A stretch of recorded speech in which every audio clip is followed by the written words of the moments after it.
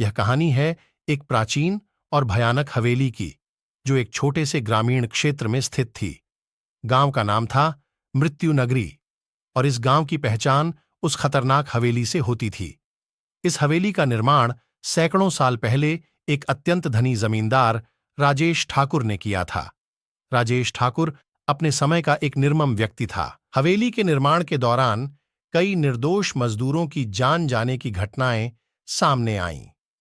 कहा जाता है कि ठाकुर ने हवेली में दबी खजाने की खोज में कई बलिदान दिए थे। इन घटनाओं के बाद हवेली में अजीब और डरावनी घटनाएं घटित होने लगीं और धीरे धीरे वह दोबारा कभी न खुलने वाली जगह बन गई। सालों बाद एक युवा शोधकर्ता वीरेंद्र ने यह तय किया कि वह इस हवेली के रहस्यों का पता लगाएगा। वीरेंद्र का मानना था कि इन घटनाओं के पीछे कुछ न कुछ सच्चाई जरूर है। उसके साथ उसकी 4 दोस्त आर्यन, सीमा, रोहित और नेहा भी जाने के लिए तैयार हो गए। एक दिन सभी मित्र पूरी तैयारी के साथ हवेली की ओर निकल पड़े। हवेली पहुंचते ही उनकी आंखों के सामने एक विचित्र दृश्य था। टूटे फूटे दरवाजे, खिड़कियों पर जाले, बड़ी बड़ी दीवारें और चारों तरफ सन्नाटा। हवेली के दरवाजे पर पहुंचकर वीरेंद्र ने अपनी मशाल जलाई। जैसे ही उन्होंने हवेली में कदम रखा, चारों ओर सन्नाटा बढ़ गया और हल्की हल्की ठंडी हवा चलने लगी। उन्होंने हवेली के विभिन्न हिस्सों की जांच शुरू कर दी। हर कक्ष में अजीब और डरावनी चीजें थीं। टूटे हुए फर्नीचर, जमीन पर खून के धब्बे और दीवारों पर अजीब से निशान।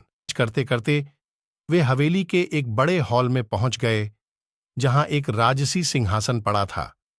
सिंहासन देखकर उन्हें महसूस हुआ कि यहां कुछ रहस्यमय है। जैसे ही उन्होंने सिंहासन को छुआ, पूरा कक्ष अंधेरे में डूब गया और हवा में ठंडक बढ़ गई। अगले ही पल एक भूतिया आकृति राजेश ठाकुर की आत्मा थी। आत्मा ने क्रोधित आवाज में कहा, इस हवेली में तुम्हारा स्वागत है, लेकिन जो भी मेरे रहस्यों को जानने का प्रयास करेगा, उसे मुझसे सामना करना होगा। वीरेंद्र और उसके दोस्त डर गए, लेकिन उन्होंने साहस दिखाया। वीरेंद्र ने आत्मा से पूछा, हम यहां सच जानने आए हैं। तुम्हें किसी विशेष कारण से शापित किया गया है। आत्मा ने बताया, मुझे मेरे कुकर्मों की सजा मिली है। मैंने कई निर्दोषों की बलि दी थी। अगर तुम मेरे हाथों मारे गए निर्दोषों की आत्माओं को शांति दिला सकते हो, तो मैं भी इस शाप से मुक्त हो सकता हूं।